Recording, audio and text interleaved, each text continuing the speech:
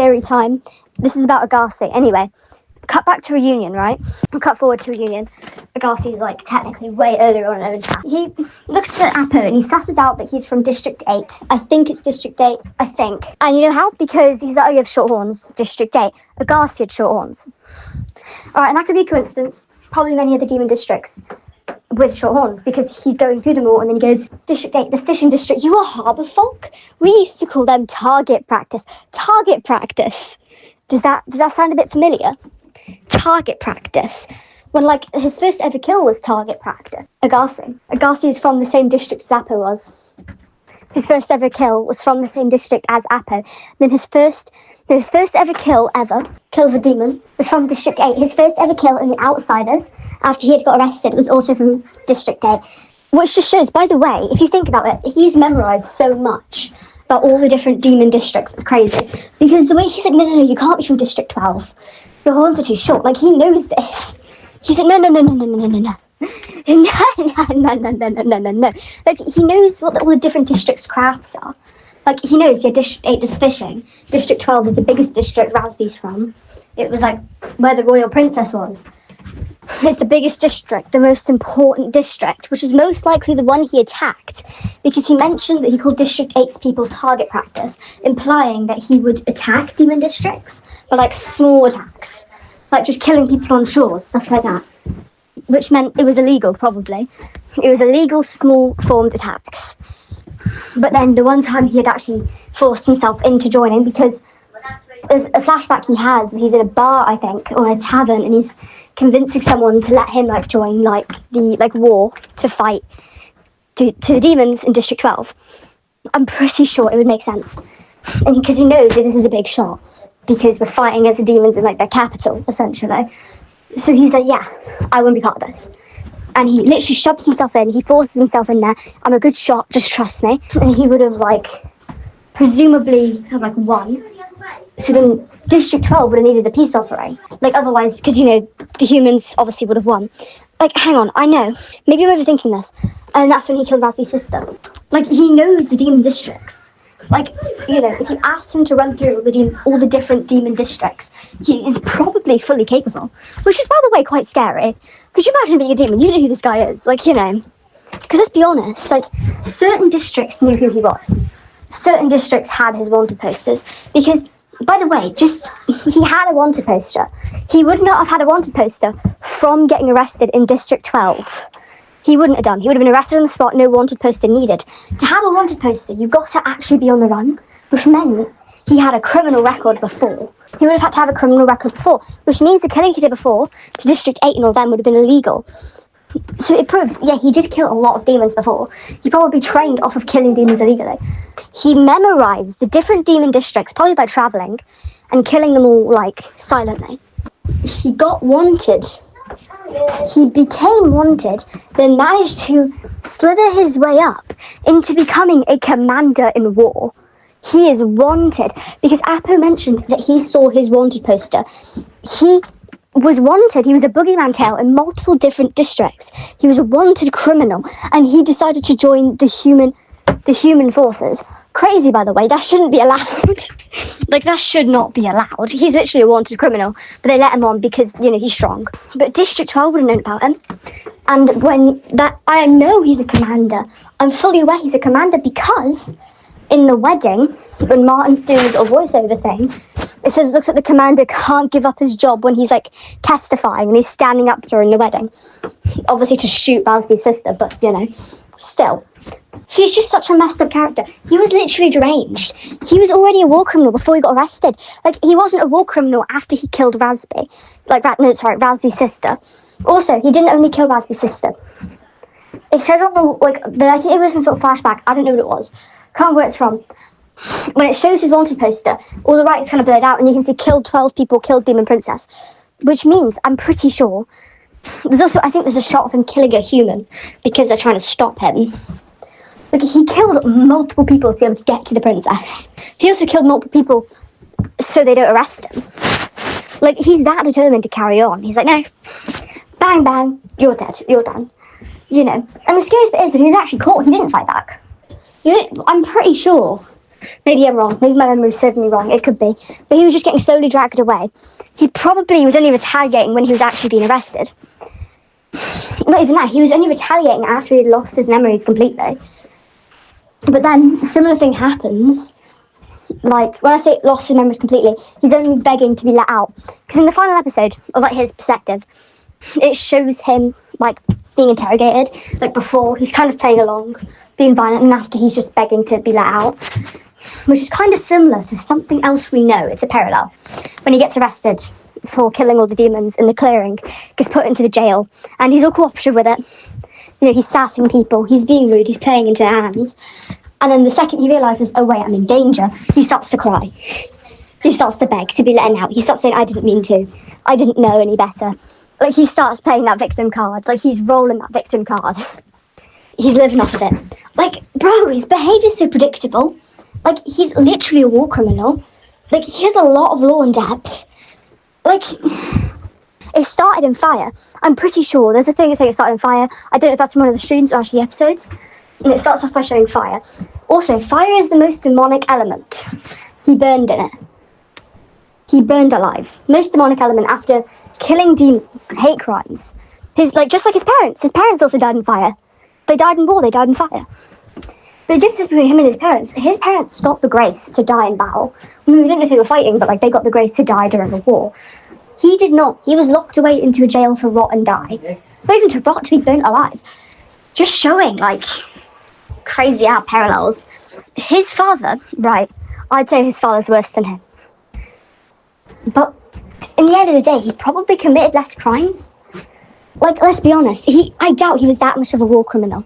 I really do doubt. Because keep in mind, I'm pretty sure it is a crime. But like, keep in mind, I'm pretty sure it is a crime to squat in the woods. He did that for a good few years after his, like, hometown got burnt. He was living in the forest for, like, multiple years, he said. Because he was using, the only thing he used to survive was his bow and arrow. Before he found an outpost. Before he started to kill and to train, he had been like 13, 14, old enough to be arrested. He's committing illegal acts to train. Already, at like 14! His character's so deranged. But like, keep in mind, his father, arguably, probably committed less crime because he was respected. Owen, let's be honest, was not respected. I think he was, in some respects. He was a highly praised commander. But people were more scared of him, and they thought, well, you're literally a wanted criminal, but, you know, you're also a high and mighty commander, so we can't really arrest you. You know, you're on this pedestal, we can't arrest you. You haven't done anything that horrendous other than commit hate crimes and like various murders, but some different districts, they're different police forces, and you're squatting down in an outpost, a human outpost, you're a commander, like, you're well known. You're not hiding yourself, but the police is probably too scared to arrest him, because that will like be a declaration of war. Let's be honest, human police don't want to arrest him, because he's doing them a favour, he's winning the wars for them. And then demon police won't want to try and arrest him, because then they're declaring violent war if they arrest the human commander. So, like, he kind of just can't be arrested. His father, on the other hand, was respected. Like, he didn't commit crimes. He was just a commander, I'm pretty sure. Like, I'd assume. I think his name's Greg. That's what I read on the wiki. Don't like that name, so I'm just calling him the father figure. He was well respected. Also a commander, I'd assume. I think his father was the trainer, so Owen's granddad would be the trainer. And or it's some sort of high and mighty figure who's also some position of war, whatever. We're not talking about Owen's trainer. We don't know what crimes he committed other than child abuse.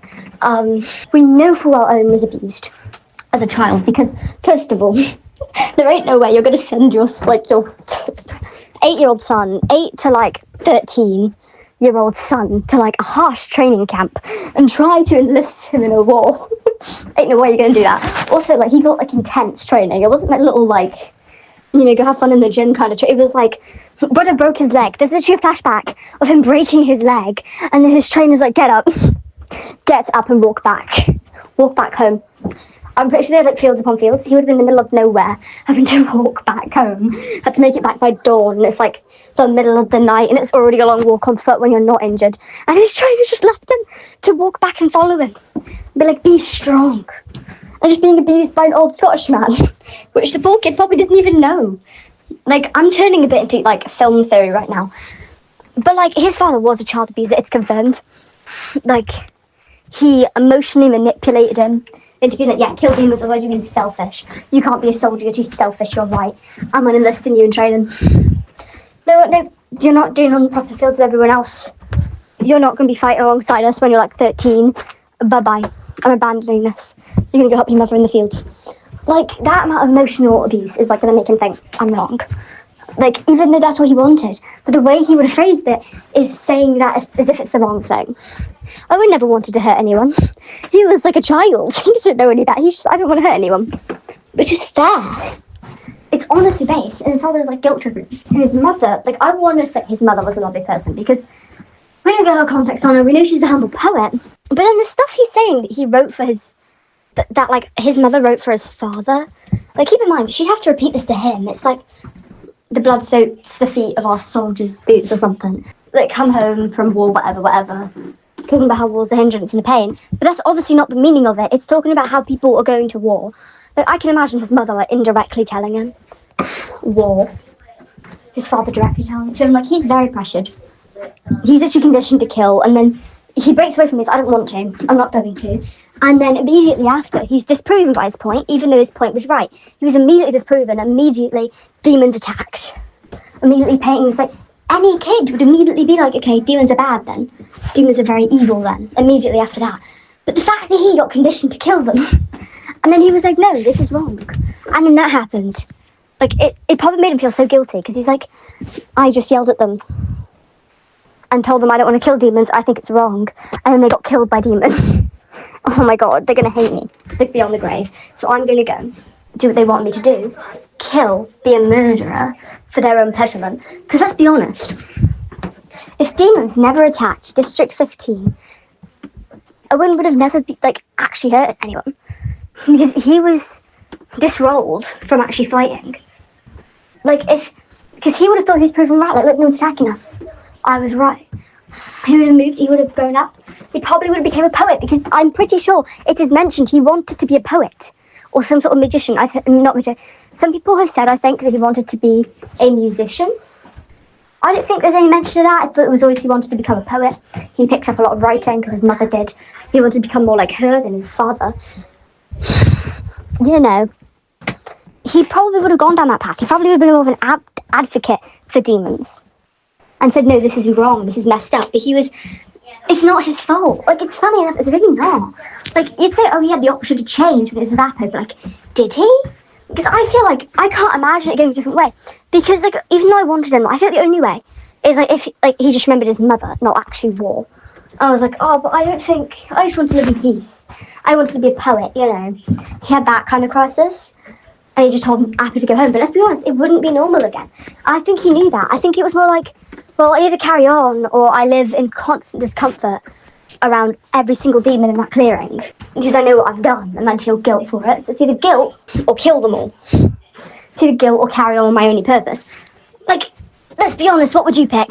Like, he knew what he was doing. And, like, I know, Appo was very, like, forgiving. He's like, no, it's fine, just please come home. I understand, I've killed before.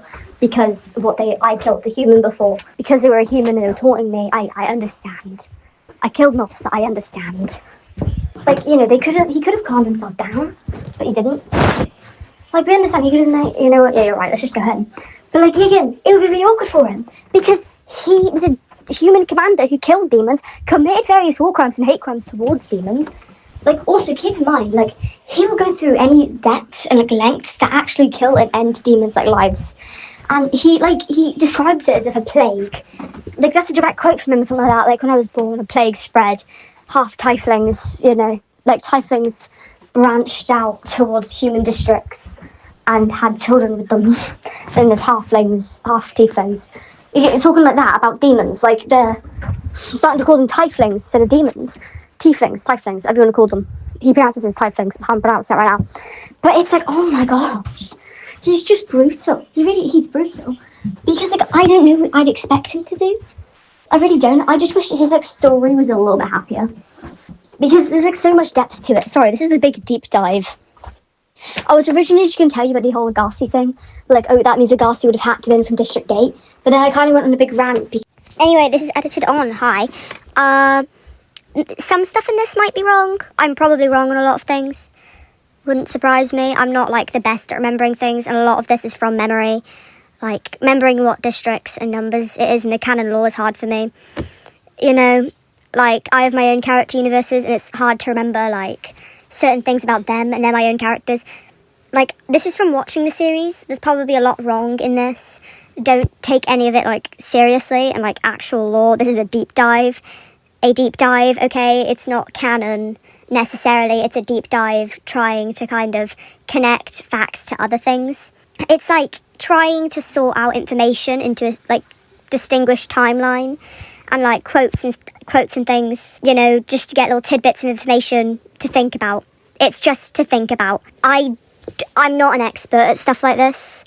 I've probably gone on multiple other hyperfixation rants, like, to my friends about it. I forced some of my friends, well, not forced, but, you know, I've gotten them into the series. Like, it doesn't mean I know everything about the series. You know, I know how to fill in the gaps, but doesn't mean I, like, know everything about it. So don't take this as I know everything about the series. I don't.